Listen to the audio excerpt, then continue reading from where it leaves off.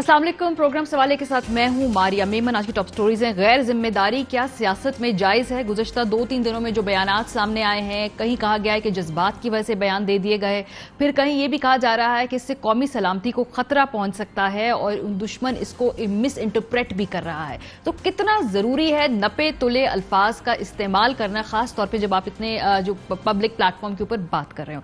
उसके बाद हम बात करेंगे कि अब चूंकि टेम्परेचर इतना बढ़ गया है, लेकिन कहीं ना कहीं तो गुंजाइश निकालनी है, कोई ना कोई तो आगे बढ़ने का रास्ता है। तो वो बढ़ने का आगे रास्ता होगा क्या तमाम लोग पीछे एक बैकफुट पे जाएंगे और कोई इसके ठंडे दिमाग से हल निकालेंगे, या ऐसे ही अगले 15-20 दिन हम देखेंगे कि टेम्परेचर इससे भी आगे जाएगा? आखिर में पैकेट का दूध या खुला दूध, ये जरा इसके ऊपर हम बात करेंगे। ये दुनिया में ये डिबेट हो रही है और इसके बारे में कुछ मिसकंसेप्शंस हैं, कुछ शुक्ते सवालात मेरे ज़हन में भी हैं। इस पर बात करेंगे, इससे पूछेंगे। हमारे साथ एक्सपर्ट्स मौजूद होंगे। आगाज करते हैं जी। अयाज सादिक साहब का नाम था, जिस वक्त वो लाइव टेलीविजन पे बात कह रहे थे, मैं सुन रही थी और मुझे उसी वक्त अंदाजा हो गया, मेरा माथा ठनका कि ये चीज आगे जाके ब्लो अप कर सकती है। लेकिन बहरहाल 12 घंटे बाद जब इंडियन मीडिया ने इस पूरे इशू को उठाया, तो उसके बाद जो नैरेटिव है हमारा कौमी, उसमें एक नई बहस का आगाज हुआ। अयाज सादिक साहब ने कहा क्या, उसके बाद फिर DGISPR को आकर एक प्रेशर दे करके बात भी करनी पड़ी, एक मौकफ भी देना पड़ा। जरा सुनिए। अभिनंदन की क्या बात करते हैं। मुझे याद है शाह महमूद कुरैशी साहब उस मीटिंग में थे जिसमें प्राइम मिनिस्टर साहब ने आने से इनकार कर दिया और चीफ ऑफ आर्मी स्टाफ तशरीफ लाए। पैर कांप रहे थे, पसीने माथे पे थे और हमसे शाह महमूद साहब ने कहा कि खुदा का वास्ता है अब इसको वापस जाने दें, चूंकि 9 बजे रात को हिंदुस्तान पाकिस्तान पे अटैक कर रहा है। वो कोई हिंदुस्तान ने अटैक नहीं करना था, सिर्फ घुटने टेक के अभिनंदन को वापस भेजना था। कौमी सलामती से मुंसलिक मामलात की तारीख को मसख करने की कोशिश की गई। पाकिस्तान ने एलानिया हिंदुस्तान को दिन की रोशनी में जवाब दिया। हमें हिंदुस्तान के खिलाफ वाज़ेह फतेह नसीब हुई। हुकूमत पाकिस्तान ने एक जिम्मेदार रियासत के तौर पर अमन को एक और मौका देते हुए भारतीय जंगी कैदी विंग कमांडर अभिनंदन को भी रिहा करने का फैसला किया। We gave them a bloody knows and it is still hurting. एक जिम्मेदार रियासत के मैच्योर रिस्पॉन्स के अलावा किसी और चीज से जोड़ना इंतहाई अफसोसनाक और गुमराहकुन है। ये बात दुरुस्त है कि इंडियन मीडिया के जवाब में हमें कभी अपना कौमी नैरेटिव तश्कील नहीं देना चाहिए, लेकिन ये बड़ा एक सेंसिटिव मामला था जब ये ऑलमोस्ट 2 एटमी ममालिक जंग के करीब आने वाले थे। सो इस पे ना सिर्फ कौमी सतह पर बल्कि अवामी सतह पर भी लोगों के जज्बात बहुत ज्यादा जो थे अफेक्ट हुए। तो जब स्टेटमेंट सामने आई तो गुस्सा आया लोगों को भी, एंड ऑब्वियसली ये इसको अगर सेंसिबली बात की जाती तो बेहतर होता। लेकिन बहरहाल अयाज साहब ने वजाहती बयान जारी किया। अब वो जो वजाहत है, कुछ लोग कहते हैं कि वो उन्होंने बल्कि काम उल्टा खराब कर दिया। उस मीटिंग में और लोग भी मौजूद थे। असद उमर साहब, उनका कहना था ऐसी कोई बात हुई नहीं है। जब पार्लियामेंट्री लीडर्स की प्राइम मिनिस्टर से मीटिंग होनी थी, 8-8:15 बजे उन्होंने फॉरेन मिनिस्टर को भेज दिया। उनकी क्या सोच थी, वो किससे डिक्टेशन ले रहे थे, क्या वो मोदी से डायरेक्ट इन कांटेक्ट थे? उन्होंने आके कहा कि अभिनंदन को हमने फौरन रिलीज करना है। और जब ये फॉरेन मिनिस्टर के थ्रू करवाया तो इमरान खान साहब की जरूर टांगे कांप रही थी और पसीना था। 27 तारीख की रात को पार्लियामेंट के अंदर ब्रीफिंग के लिए चीफ ऑफ आर्मी स्टाफ खुद आए और उन्होंने पार्लियामेंट्री लीडर्स को बताया कि क्या एक्शन हुआ, भारत ने क्या किया था, हमने किस तरीके से रिटेलिएट किया और अभी की सूरत हाल क्या है। जो वो बात कर रहे हैं कि 9 बजे हमले की बात, ये मीटिंग के अंदर बिल्कुल बताई नहीं गई थी, बाद में कभी इनको पता चल गया होगा। ये बिल्कुल आई थी, ये उस रात की बात है जिस वक्त ये ब्रीफिंग हो रही है। अच्छा, अब हुकूमत इस मामले को एक कदम और आगे ले जाना चाहती है और वो चूंकि सेनेटर शिबली फराज साहब information minister, I am sure वो हुकूमत की एक पोजीशन दे रहे होंगे जो सरकारी पोजीशन है। उन्होंने आज ट्वीट की, उन्होंने कहा कि अयाज सादिक की कही हुई बात माफी से आगे निकल चुकी है। अब कानून अपना रास्ता लेगा। रियासत को कमजोर करना नाकाबिले मुआफी जुर्म है जिसकी सजा अयाज सादिक और उनके हवारियों को जरूर मिलनी चाहिए है। अब क्या कानूनी ऑप्शन है, इस पर भी हमें बात करना जरूरी है। लेकिन बहरहाल नून लीग के जो लोग मुख्तलिफ प्रोग्राम्स पर आते रहे, उनसे पूछा गया कि जो अयाज सादिक साहब ने बात कही है तो आपका क्या ख्याल है कि वो मुनासिब थी? आप में कुछ लोग इसको इंडोर्स करते हैं, काफी लोगों ने कहा, बल्कि एक स्वीपिंग जनरलाइजेशन की बात है सवाए राना सनाउल्लाह साहब की स्टेटमेंट के। उन्होंने कहा कि ये बात ना की जाती तो मुनासिब होता। कुछ ने इसकी तौजीह और जवाब भी पेश किए, लेकिन बहरहाल आपको एक मजमूई तौर पर रिएक्शन दिखाते हैं। जिस बात का अयाज सादिक साहब ने जिक्र किया है वो उस मीटिंग का हिस्सा नहीं थी। वो एक प्राइवेट डायलॉग था अयाज सादिक साहब का और फॉरेन मिनिस्टर साहब का। अब ये बात यकीनन की जा सकती है कि उनको ये बात यहाँ पर नहीं करनी चाहिए थी। मैं तो बिल्कुल इंडोर्स नहीं करूंगा। मैं अयाज सादिक के बयान को इंडोर्स करता हूँ, मैं मजम्मत नहीं करता उसकी। सो एक ओवरऑल हिस्ट्री भी है, पाकिस्तान में इस तरह के बयान दिए जाते हैं, फिर इतना प्रेशर बिल्ड हो जाता है कि जमातों को कोई ना कोई एक्शन लेना पड़ता है। अभी ज्यादा पुरानी बात नहीं है, मुशाहिदुल्लाह खान साहब के एक इंटरव्यू था, ये आप देख सकते हैं, एक नया पेंडोरा बॉक्स खुल गया था, फिर फोन टैपिंग की रिपोर्ट बेबुनियाद है ये कहा गया, फिर उस वक्त के जो फौजी तर्जुमान उसकी जानिब से वजीर आजम ने फिर वजाहत तलब की थी, जिसके जवाब में मुशाहिदुल्लाह साहब ने कहा था कि ये उनकी जो बात है तोड़ मड़ोड़ के पेश की गई और फिर इवेंचुअली उन्हें इस्तीफा देना पड़ा था। और कहा गया था उस वक्त नून लीग की जानिब से कि हम बाअसूल जमात हैं, गैर जिम्मेदाराना गुफ्तगू पर हमने इस्तीफा लिया है। अच्छा, फिर परवेज रशीद साहब जो थे उनसे वजारत ले ली गई थी जब इंक्वायरी कमेटी कायम हुई थी, ये जो खबर लीक हुई थी जिसे लोग डॉन लीक्स भी कहते हैं, उस वक्त ये कहा गया था कि खबर कौमी सलामती के खिलाफ थी, वजीर इत्तलात ने जो है वो कोताही बरती थी। तो उस वक्त तो PMLN का प्रिंसिपल स्टांस ये था, जो बाद में वो कहते हैं कि हमारे साथ ये बाकायदा स्कैंडल ही बेबुनियाद था, लेकिन उस वक्त उन्होंने इस्तीफा जो है वो लिया था। और उस वक्त जो परवेज रशीद साहब ने मुशाहिदुल्लाह साहब के इनफैक्ट ससीफे पे आके वर्जन भी दिया था, उस वक्त क्या कहना था जरा सुनिए। जो ऑडियो टेप मुबैना जिसका जिक्र मुशाहिदुल्लाह खान साहब ने किया, जिस पर उनसे इस्तीफा ले लिया गया, क्या ये ऑडियो टेप का इल्जाम गलत है या एक अमूमी इल्जाम गलत है जनरल जहीर और जनरल पाशा के खिलाफ? लेकिन मैं आपसे अर्ज करता हूँ कि मुशाहिदुल्लाह साहब से तो इस्तीफा उसी गुफ्तगू पे लिया गया जो मुशाहिदुल्लाह साहब ने की है, क्योंकि उस गुफ्तगू का हकायक से कोई तल्लुक नहीं है, ठीक ना इस तरह की कोई टेप वजूद रखती है, क्योंकि उन्होंने प्राइम मिनिस्टर के नाम से मंसूब करके ये सारी गुफ्तगू की थी काबीना के एक जिम्मेदार रुकन की तौर पर, तो ये जरूरी था कि उस पर एक्शन लिया जाए। हमारी पार्टी ने वो एक्शन लिया है। अब हुकूमत में होते वक्त क्या ये मसलियत होती है सियासी के उस वक्त इस्तीफा ले लिया जाए, और जो कि प्रेशर बिल्डअप हो रहा होता है अपोजिशन में होते हुए, चूंकि ये माहौल ऐसा नहीं होता, हुकूमत के ऊपर ज्यादा प्रेशर होता है, इसलिए ऐसा किया जाता है। गुफ्तगू का आगाज करने से पहले हम आपको ये भी बताएं कि फवाद चौधरी साहब ने भी कल एक तकरीर की थी, और इस दौरान जो अल्फाज का चुनाव है शायद वो कहना जो चाहते थे वो समझ सबको आ गया, लेकिन अल्फाज के चुनाव भी शायद इससे बेहतर किया जा सकता था। बहरहाल उनकी भी जो स्टेटमेंट थी जरा सुन लिए, इसको भी इंडियन मीडिया ने बहुत ज्यादा हाइप अप किया और उसको अपनी मर्जी से उन्होंने नैरेटिव्स पे बनाया। हमने हिंदुस्तान को घुस के मारा है जनाब स्पीकर। वहां पे पुलवामा में जो हमारी कामयाबी है वो इमरान खान की क़यादत में इस कौम की कामयाबी है। उसके हिस्सेदार आप भी सब हैं, उसके हिस्सेदार हम भी सब हैं। पुलवामा के वाक़े के बाद जिस तरीके से हमने घुस के मारा हिंदुस्तान को, हिंदुस्तान के अपने जो सियासी क़यादत है वो उसके ऊपर शर्मिंदा है। और आप कह रहे हैं कि हमारे टांगें कांप रही थी। कुछ ख्वाजा साहब से एक लाइन मुस्तार लेते हुए कि कुछ शर्म होती है, हया होती है। अब हमने दोनों बातें चलाई फवाद चौधरी की, और इंडियन मीडिया ने कन्वीनियंटली पहला हिस्सा उठाया। जो दूसरी बात है जहां वो क्लियरली कह रहे हैं कि पुलवामा के बाद वो चूंकि सूट नहीं करता था उन्हें, वो बात उन्होंने उसको हाइप अप नहीं किया। लेकिन बहरहाल गुफ्तगू हम ये कर रहे हैं कि जी कितना जरूरी है अल्फाज का चुनाव ठीक तरीके से करना, और ये आगे बात जाएगी कहां पे, कुछ हल निकालने की भी कोशिश करेंगे। चौधरी फवाद हुसैन साहब हमारे साथ मौजूद हैं, वफाकी वजीर बराए science and technology Mossadegh Malik साहब, साबिक तर्जुमान वजीर आजम, बहुत शुक्रिया आप दोनों हजरात का। फवाद साहब, मैं गुफ्तगू का आगाज आपसे करूंगी। ये जो शिबली फराज साहब की आज ट्वीट है, ऑब्वियसली ये हुकूमती वर्जन है, ये सरकारी वर्जन है, कानूनी रास्ता आप लोग इस पे इख्तियार करने वाले हैं, तो आप तो वकील भी हैं, क्या कानूनी रास्ता है इस वक्त अयाज सादिक साहब के खिलाफ?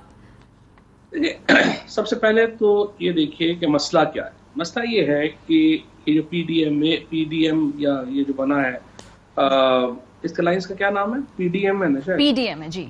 हाँ, इनका अपोजिशन करना जो है वो एक लीगल राइट है। वो हुकूमत को बुरा कह सकते हैं, वो कह सकते हैं महंगाई बहुत है, वो कह सकते हैं पॉलिसीज सही नहीं है, they can criticise prime minister, they can criticise cabinet, और कह सकते हैं कि जी मुल्क में कुछ भी अच्छा नहीं चल रहा, लुट गए, मर गए, बर्बाद हो गए, या जो भी आर्गूमेंट्स उन्होंने देना है वो दे दें। मसला कहाँ पे आता है? मसला ये है, पहला जलसा हुआ उसमें नवाज शरीफ साहब ने तकरीर की, कहा फौज बहुत बुरी है, अदलिया बहुत बुरी है। दूसरा जलसा कराची में हुआ, कहा फौज बहुत बुरी है, अदलिया बहुत बुरी है, और उर्दू जुबान बहुत बुरी है, और हम बाढ़ उठा के फेंक देंगे जो हमने बाढ़ अफगानिस्तान पाकिस्तान सरहद के ऊपर लगी हुई है। तीसरा जलसा हुआ बलूचिस्तान में, कहा गया हम आज़ाद रियासत बनाएंगे। उसके बाद अयाज सादिक साहब की स्टेटमेंट आ गई। एक पूरा जो नैरेटिव है इस अलायंस का وہ اور پہلے میں انہوں نے کہا کہ ہمارا حکومت سے تو کوئی پرابلم نہیں ہے, ہم تو ان کو لانے والوں کے خلاف ہیں, اداروں کے اوپر جو ہے وہ خلاف ہے. اب یہاں سے پرابلم ہے کہ آپ حکومت کو کرٹیسائز کر سکتے ہیں, آپ ریاست کو اس طرح سے حدود اور قیود جو ہے اس کی ہیں اس کو آپ ریڈ لائنز کراس نہیں کر سکتے. اور اس سے جو مسئلہ پیدا ہوا, پھر آپ دیکھیں کہ کل DGISPR کو ٹی وی پہ آنا پڑا اور ان کو یہ بتانا پڑا کہ فوج کے رینکس اینڈ فائل میں کوئی پرابلم نہیں ہے, ہم سارے اکٹھے ہیں. اس قسم کا نیریٹو نون لیگ دے رہی ہے فوج کے بارے میں کہ جرنیل ایک علیحدہ کلاس ہے اور جوان ایک علیحدہ کلاس ہے. یہ سب سے خطرناک بات ہے جو کوئی بھی ایک پولیٹیکل پارٹی جو ہے وہ, یہ تو 100% ہندوستان کی بات, یہ تو 100% ہندوستان یہ بات کرتا ہے جو تقسیم کرنے کی. آپ دیکھیے کیا جنرل جاوید حسن وانا میں شہید نہیں ہوئے؟ کیا ہمارے جنرل میجر جنرل ثناء اللہ نیازی شہید نہیں ہوئے اس جنگ میں؟ کیا جنرل مسعود اسلم صاحب کے جوان بیٹے نے پریڈ لین میں ان کو شہید نہیں کیا گیا؟ کون سا اس وقت لیفٹیننٹ جنرل ہے, میجر جنرل ہے, بریگیڈیئر ہے, کرنل ہے, میجر ہے, کیپٹن ہے جس نے جوانوں کے ساتھ پیش نہیں کیا؟ فواد صاحب, یہ آپ کا موقف کل آپ کی تقریر میں بھی بات کی. میرا سوال بڑا اسپیسیفک ہے, قانون راستہ لے گا, یہ کس طرف اشارہ کر رہے ہیں؟ کیا اس پہ کوئی کیبنٹ میں ڈسکشن ہوئی ہے؟ یہ پرائم منسٹر کی سوچ ہے, انفارمیشن منسٹر صاحب کی اپنی بات ہے, یا اس پہ کوئی ریاست سیریسلی غور کر رہی ہے؟ دیکھیے ابھی تک کیبنٹ میں تو یہ ڈسکشن نہیں آئی ہے, اور سچی بات تو یہ ہے کہ یہ ایک ایکسٹریم ہے, اس طرف جانے سے اعتراض بھی کرنا چاہیے اور شاید یہ ایک اچھا نہیں ہوگا. اور PMLN ایز اے پارٹی کوئی پرابلم نہیں ہے, PMLN کے لوگ پیٹریوٹک لوگ ہیں, ان کی لیڈرشپ جو ہے وہ پیٹریوٹک ہے. صرف جس کے پیسے پھنسے ہوئے ہیں نواز شریف اینڈ کمپنی کے, ان کو تکلیف ہے, اور وہ اس کو بھول گئے ہیں کہ وہ یہ سمجھتے ہیں کہ یہ جو ان کی جو سیاست ہے وہ ریاست سے بھی زیادہ امپورٹنٹ ہے. ٹھیک ہے, پرابلم ہے. اس کو ہم چاہتے ہیں, جو ایک سوچ ہے, ابھی تک ڈسکشن تو نہیں ہوئی لیکن سوچ ہے کہ اس کو, ہم نے تو نواز شریف کی تقریریں بھی نہیں روکی تھی, وہ تو پیمرا نے جب گیا اور انہوں نے سپریم کورٹ اور ہائی کورٹ کے فیصلے ریفر کیے تو وہ رکی, اور اس کے بعد PMLN نے ابھی تک اس کو چیلنج بھی نہیں کیا. خود بھی وہ میرا خیال نہیں چاہتے PMLN والے کہ نواز شریف کی تقریریں چلیں. اچھا, اصل بات یہ ہے کہ آپ کو ملحوظ رکھنا ہوتا ہے فرق ریاست میں اور حکومت, اور اگر آپ ریاست پہ ہی حملہ آور ہو جائیں گے تو پھر ظاہر ہے کہ آپ کے یہ جو آپ کا نیریٹو ہے, یہ جو آپ کا بیانیہ ہے, یہ تو ہندوستان سے ملتا ہے. ٹھیک ہے فواد صاحب, جو آپ نے کہا ریاست پہ حملہ آور ہو جائیں گے, اب ایاز صادق صاحب کے بارے میں جو تمام لوگ ان کو جانتے ہیں, ان کا اسیسمنٹ یہ ہے بہرحال کہ بھئی یہ شاید انہوں نے جان بوجھ کے ڈیلیبریٹلی نہیں کیا, ہی گاٹ کیریڈ اوے. لیکن اگین اگر کیریڈ اوے بھی ہے تو اتنی اہم ہائی ویلیو سینسٹیو میٹنگ کی باتیں ایسے آ کے جذبات میں کرنی نہیں چاہیے. وہ ایک سیزنڈ, ایک بڑے سینئر پولیٹیشین ہے, یہ سلپ آف ٹنگ نہیں ہونا چاہیے ان سے, کوئی توجہ نہیں ہے اس کی, وہ بھی توجہ نہیں ہے. جی کیریڈ اوے کی بات نہیں ہے, میں نے تو آپ کو پورا سیکوینس آف ایونٹس بتایا ہے نا. آپ دیکھیے ہر جلسے میں اس طرح کی بات ہو رہی ہے. ٹھیک ہے, ہر ایونٹ ہے PMLN کا, اس میں اس طرح کی بات ہو رہی ہے. اور یہ جو ایک پالیسی PMLN نے بنائی ہے یہ بالکل ایک سوچی سمجھی پالیسی ہے, اور یہ 4 5 6 لوگ ہیں جو اس پالیسی کو لے کے آگے بڑھ رہے ہیں. ٹھیک ہے, ڈاکٹر مصدق صاحب سے پوچھ لیتے ہیں نا, بیکاز اب کوئی 48 گھنٹے سے زیادہ بلکہ 72 گھنٹے ہونے کو ہے ڈاکٹر صاحب, اور ظاہر سی بات ہے جماعت کے اندر بھی جس طرح کا رد عمل ہے, جس طرح سے اسٹیٹمنٹ کو پلے اپ کیا جا رہا ہے, پھر حکومت کہہ رہی ہے کہ ہم قانونی آپشن اس کا اپنائیں گے, تو یہ سوچ بچار تو جماعت کے اندر بھی ہو رہی ہوگی نا کہ کیا یہ جو بیان ہے اس کے اوپر کیا کرنا چاہیے. اس سے پہلے آپ نے کچھ بیانات کے اوپر لوگوں سے استعفے بھی لیے, ان سے پوزیشنز بھی لی, سو کیا کوئی اپالوجی ہونی چاہیے ہے, یا یہ جو بیان ہے یہ آپ کا خیال ہے 3 4 دن بعد خود ہی پس پردہ چلا جائے گا؟ یہ کیا سوچ بچار کیا ہے PMLN میں اس وقت؟ دیکھیے PMLN کے اندر سوچ بچار یہ ہے کہ اگر فواد چودھری صاحب پلوامہ کے بیان کے اوپر معافی مانگیں پوری تمام عوام سے, تو مے بی ایاز صادق صاحب کو بھی کنسیڈر کرنا چاہیے. رکیے گا, میں کس بات پہ معافی مانگوں؟ جی میں اگر اپنی بات تو مکمل کر لوں, میں بات تو مکمل کر لوں. بات سنیے, چلیں آپ کر لیں, آپ ماریا کے ساتھ پروگرام کر لیں. نہیں, بات سنیے. یہ تو نہیں ہو سکتا کہ میں رک جاؤں, بات سنیں, بات سنیں, کیوں سنوں آپ کی بات, آپ کی پوری بات میں نے سنی, اب تو مجھے آپ کو بات سننی ہوگی. پہلے آپ میرے بیان پہ میری اسٹیٹمنٹ لیں. نہیں, ایسے نہیں ہوگا, ایسے کیسے ہوگا, ایسے کیسے ہوگا بھائی, یہ تو سننی پڑے گی اب. نہیں فواد صاحب یہ بات تو آپ کو سننی پڑے گی اور ماریا کو میڈیٹ کرنا ہی ہوگا. فواد صاحب میرے خیال ہے ڈاکٹر صاحب کو جواب دے لینے دیں, پھر آپ کا رسپانس لے لیں گے اس پہ. ہاں اس کے بعد آپ کے پاس پورا پروگرام ہے, آپ اس پروگرام میں بتائیں. ہاں فواد صاحب اگر آپ بات کریں گے تو آواز انٹرپٹ ہوگی بیکاز آپ اسکائپ پہ ہیں. ہاں جی ڈاکٹر صاحب. جی اسی وجہ سے جی میں اجازت آپ کی چاہتا ہوں. دیکھیں بات یہ اصل مقدمہ جو ہے فواد صاحب نے پیش کر دیا ہے.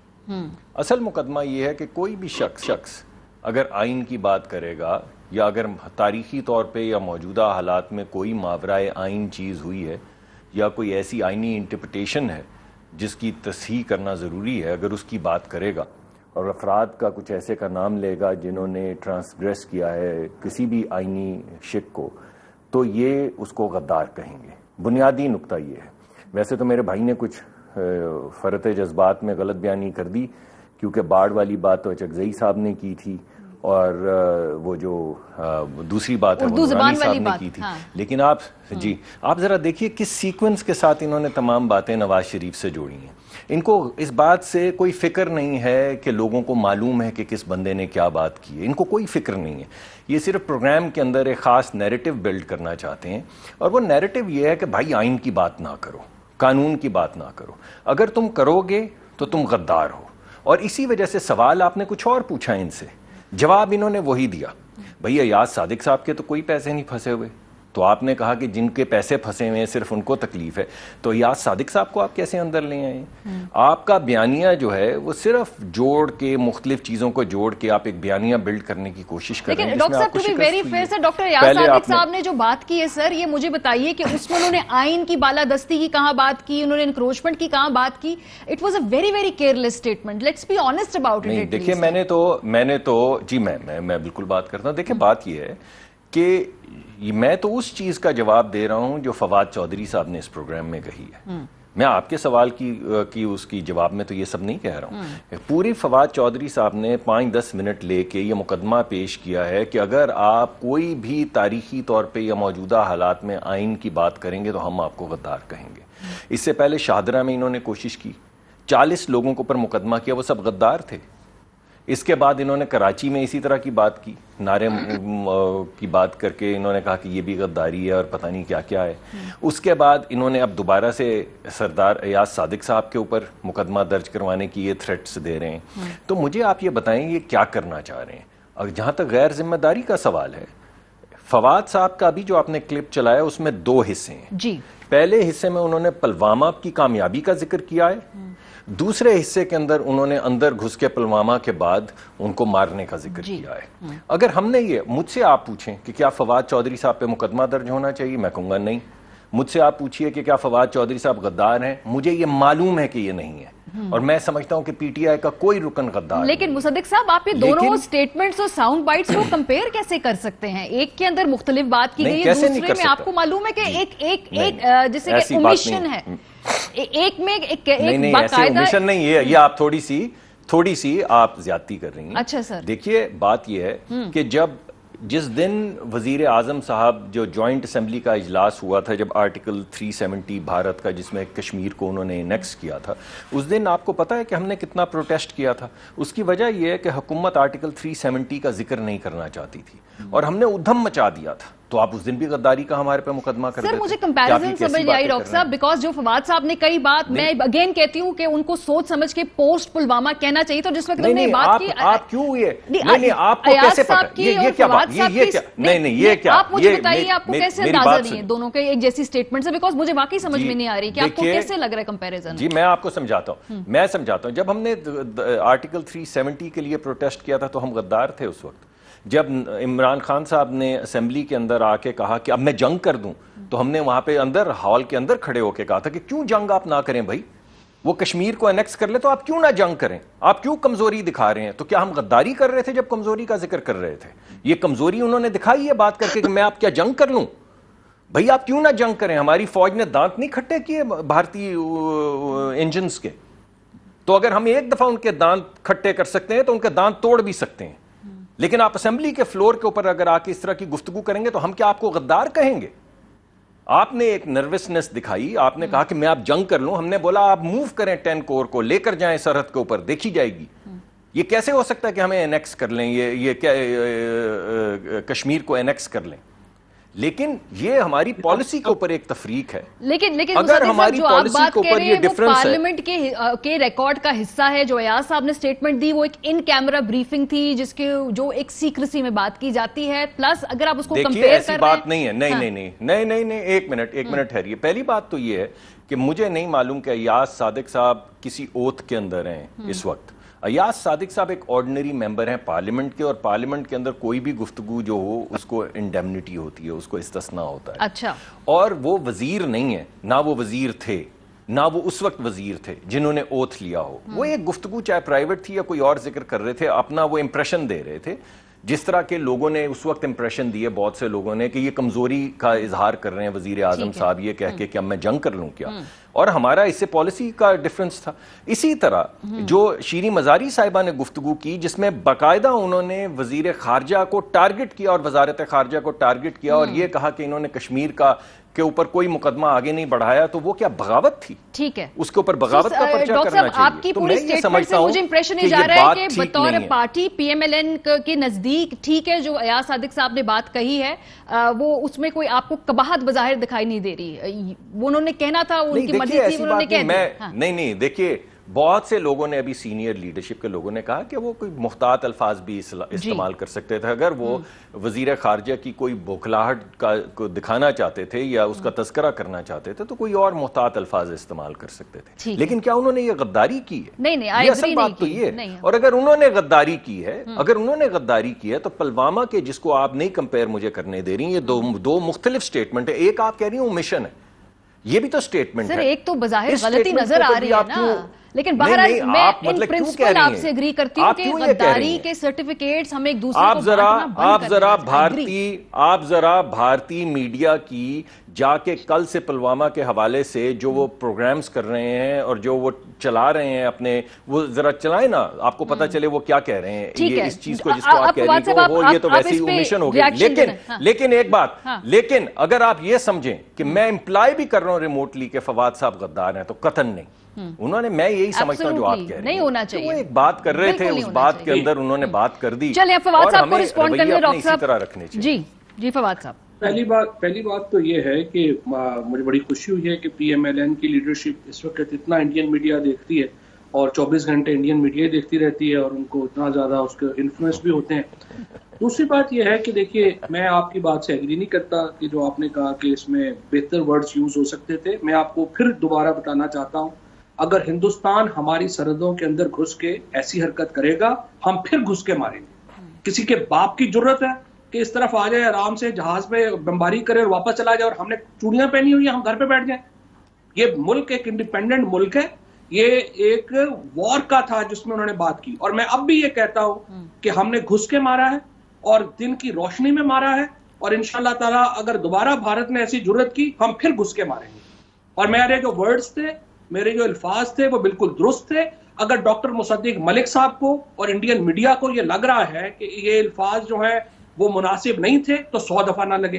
ڈاکٹر مصدق ملک صاحب کا پاکستان میں کوئی انٹرسٹ نہیں ہے. جی آپ یہ کہتے ہیں کہ پلوامہ ہم نے کیا تھا. میرا نہیں خیال چودھری صاحب ہمیں یہ بات کہنی چاہیے کسی کے بارے میں کہ انٹرسٹ ہے یا نہیں ہے. وہ بات مکمل ہونے دیجیے.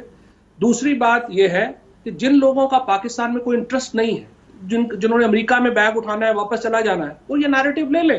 ان کی ہندوستانیوں کے ساتھ تعلقات بھی انہوں نے رکھنے ہیں، باقیوں کے ساتھ بھی تعلقات رکھنے ہیں، دوستیاں بھی رکھنی ہیں، ان کی اپنی مرضی ہے. ہمارا اصول بالکل کلیئر ہے، ہم یہاں پہ ہندوستان کو الاؤ نہیں کریں گے. ٹھیک ہے فواد صاحب اپنا موقف ضرور دیجئے، لیکن میرا خیال کہ ہمیں ذاتی طور پہ کسی کے انٹرسٹ ہے یا نہیں ہے اس پہ بات کرنی چاہیے. لیکن مصدق صاحب آپ اس کو رسپونڈ کرنا چاہتے تو کریں، پھر مجھے بریک کی طرف بڑھنا ہے. نہیں مجھے نہیں پتا، لیکن میری بات پہلے مکمل ہو رہی ہے. جی آپ کی بات مکمل ہو گئی ابھی.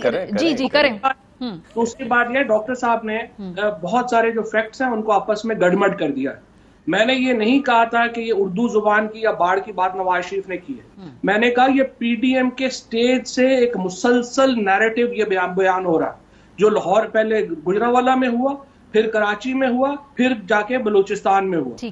اور یہ نیریٹو इंडिया का नैरेटिव है। आप जब रैंक्स को और अपना फाइल्स को आपस में लड़वाने की कोशिश कर रहे हैं, ये फौज का ये चले ठीक है, फवाद से भी आप बात कर चुके हैं, डॉक्टर साहब रिस्पॉन्ड कर ले, फिर मैं ब्रेक की तरफ जाऊंगी। जी तीसरी बात ये है, देखिए पहली बात तो ये है कि अगर फवाद साहब की बात ठीक है, और मैं मान लेता हूं फवाद साहब की बात, तो इतनी जुर्रत फिर वजीर आजम को दिखानी चाहिए थी।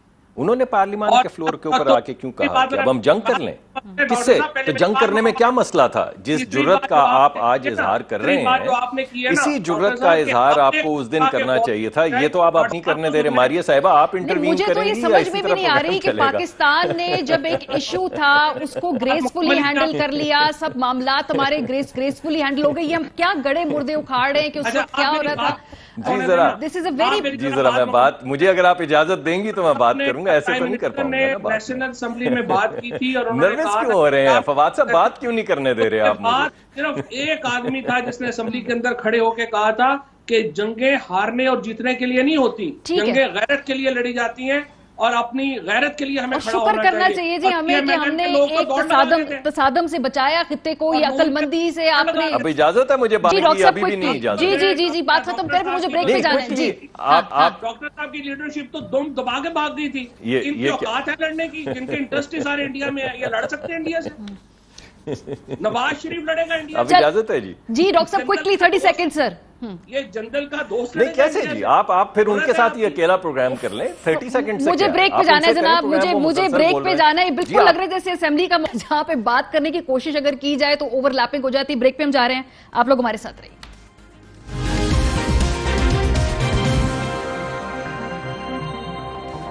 Welcome back. और प्रोग्राम के सिलसिले में हम जरा न्यूट्रिशन बेस्ड एक जो बहुत आम सवाल है उसके ऊपर गुफ्तगू करेंगे। जो पैकेट है, ये पैकेज का दूध है वर्सेस जो खुला दूध होता है, ये डिबेट काफ़ी ज़्यादा आजकल मेन स्ट्रीम में आ गई है और उसमें इससे मुतालिक कुछ सवालात मेरे भी थे और आप लोगों ने भी इस पर कुछ तशवीश का इजहार किया। तो इन तमाम सवालों का जवाब देने के लिए हमने आज यहाँ पे दावत दी है अपने प्रोग्राम में एक एक्सपर्ट को। डॉक्टर कैसर सजाद साहब हैं, सेक्रेटरी जनरल है PMA के।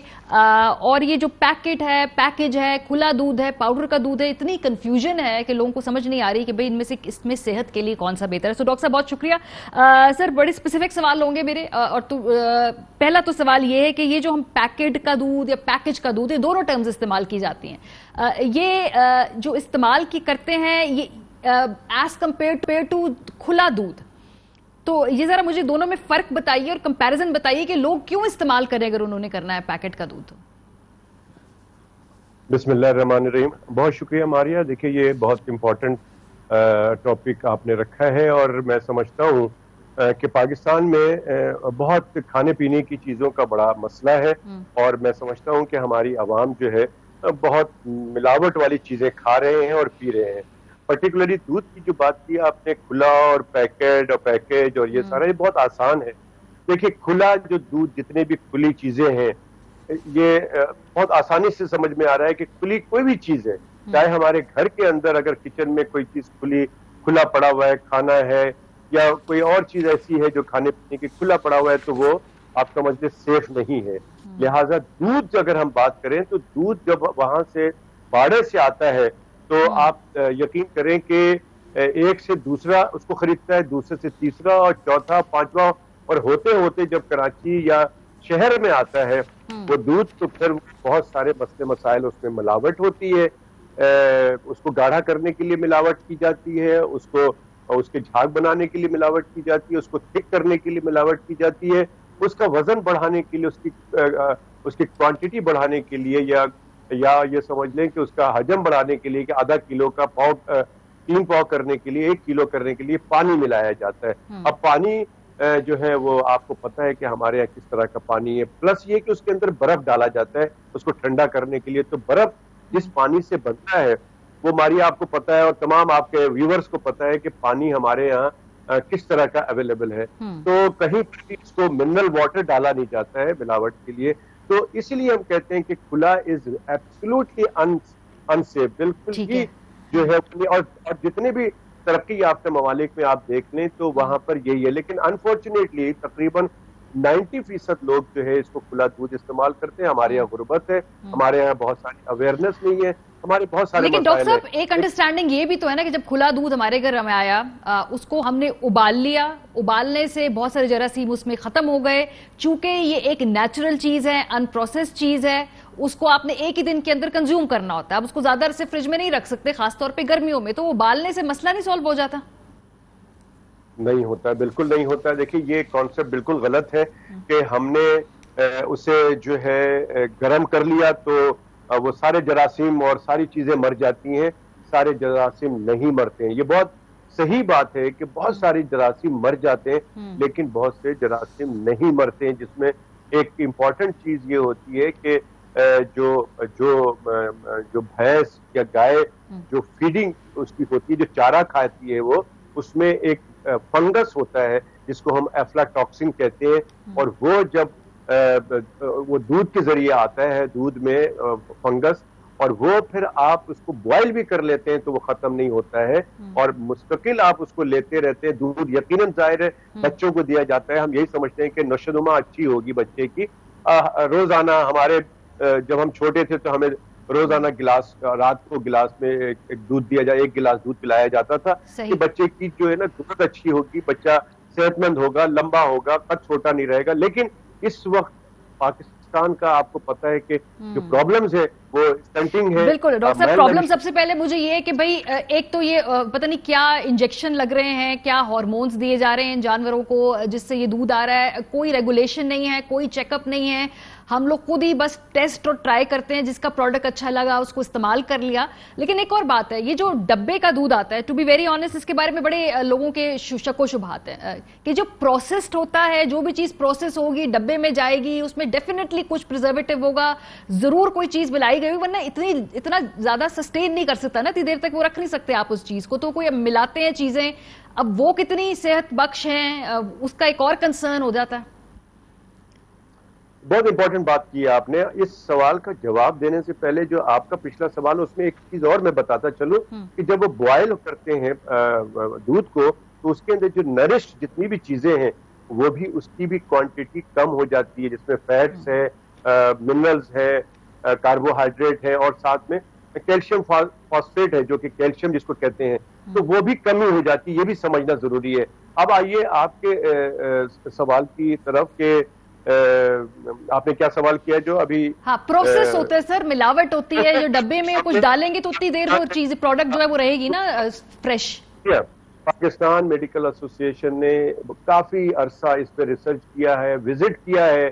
آپ یقین کریں اس کے اندر کوئی بھی پریزرویٹو نہیں ہوتا ہے. یہ جو پیکج دودھ ہے, جو اس کا پیکج ہے, یہ 6 لیئرز میں مشتمل ہوتا ہے, اور اس میں کسی قسم کا وائرس, کوئی فنگس یا کوئی بھی جراثیم اس کے اندر جانے کا کوئی امکان نہیں ہے.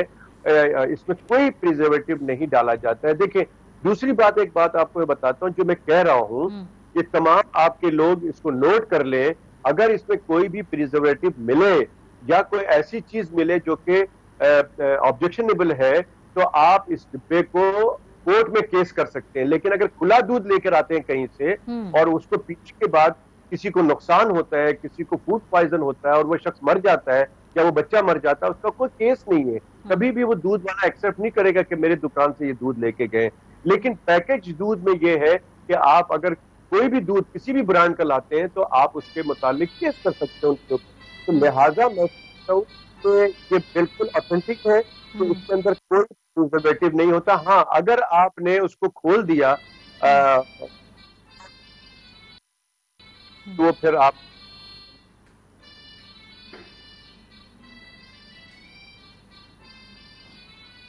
جی ڈاکٹر صاحب آپ کو میری آواز آ رہی ہے؟ اچھا یہ مجھے بتائیے نا کہ اب یہ ہم کیسے انشور کریں گے, جیسے چلے جو کھلا دودھ ہے آپ نے کہا جی اس میں انجیکشن لگتے ہیں, ہارمونز لگتے ہیں, پتہ نہیں کیا معاملات ہیں, اس کی کیا گارنٹی ہے؟ یہ تو ہمیں ایک سٹیٹمنٹ جس پہ ہمیں شاید بلیو کرنا ہوگا جی, جو اس میں دودھ استعمال ہو رہا ہے ان گایوں کو نہیں لگ رہے انجیکشن, انہیں کوئی ہارمونل سپلیمنٹس نہیں دیے جا رہے, تو یہ کیسے اسٹیبلش ہوگا؟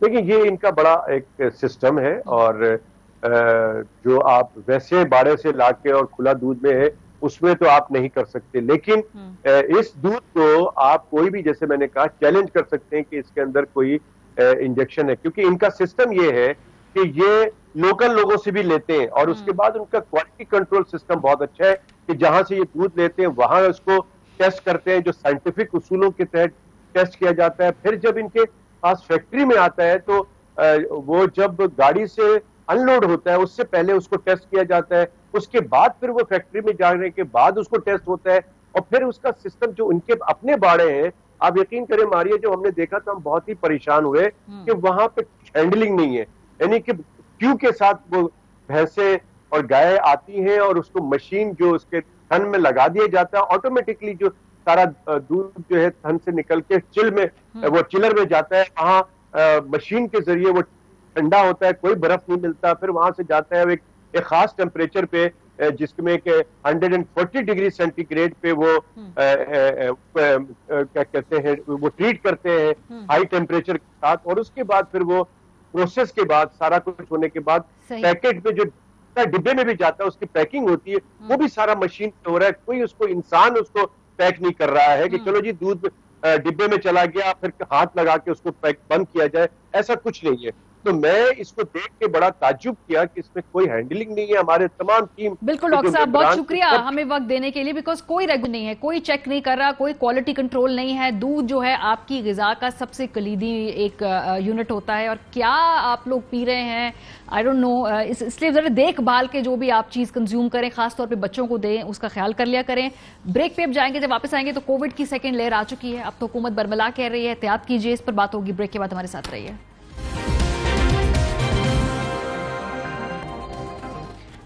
دو روز قبل مشیر صحت نے بات کہی تھی کہ پاکستان میں آفیشلی جو دوسری ویو ہے کووڈ کی وہ اپنا سر اٹھا رہی ہے، اور اب جو فگرز ہمارے سامنے آ رہے ہیں اس سے بات پروف بھی ہو رہی ہے. آپ اپنی سکرینز پر دیکھ سکتے ہیں کہ 3 ماہ بعد آج سب سے زیادہ تعداد ہے پاکستان میں کووڈ کی، 1000 سے زائد بڑھ چکی ہے. 22 اکتوبر سے اگر ہم یہ دیکھ لیں خالی یہ چارٹ تو 736 جو تھے پیشنٹس پر ڈے، اس سے اس کا آغاز ہوا، اور اب ہم دیکھ رہے ہیں کہ گزشتہ ایک ہفتے میں یہ آہستہ آہستہ کیسز آگے بڑھتے ہیں.